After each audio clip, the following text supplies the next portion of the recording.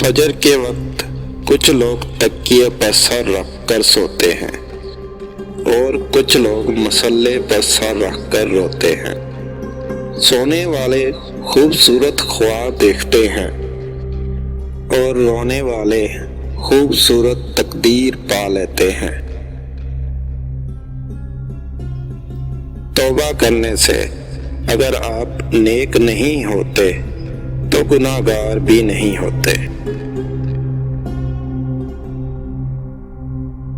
اللہ تعالیٰ جانتا ہے کہ آپ تھک چکے ہیں، یہ زندگی آپ کے لیے بہت مشکل ہے، لیکن اللہ پاک آپ کو کبھی بھی ان حالات میں نہیں ڈالے گا جن کو آپ قابو نہ کر سکتے ہو۔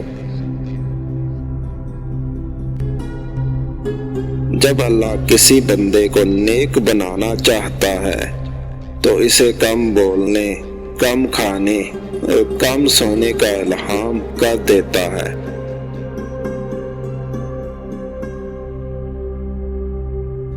جب ہم معافی مانگتے ہیں تو وہ بخش دیتا ہے، یہ نہیں پوچھتا کہ کیا کیوں تھا۔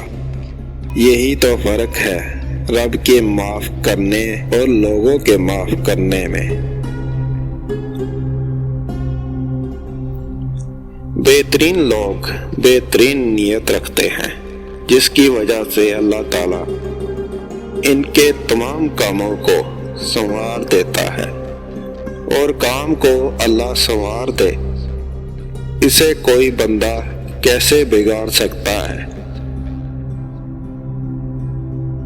نہ ہی آپ کے رب نے آپ کو چھوڑا اور نہ ہی دشمنی اختیار کی، اور آپ کا آنے والا دور آپ کے گزرے ہوئے دور سے بہتر ہوگا، اور ان قریب آپ کا رب آپ کو اتنا دے گا کہ آپ خوش ہو جائیں گے۔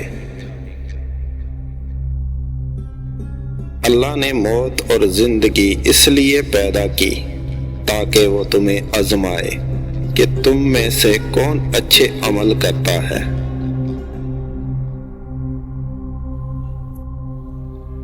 جو میرے رب کو قبول ہو، کاش وہی میری زندگی کے اصول ہو، وہی صبر، وہی گفتگو، وہی سادگی اور وہی عاجزی۔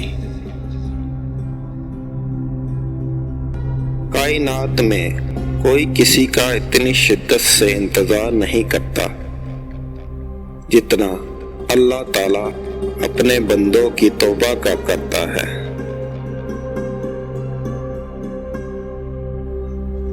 اگر آپ نفع اور نقصان سے علیحدہ ہو جائیں تو اللہ تعالیٰ سے تعلق شروع ہو جاتا ہے۔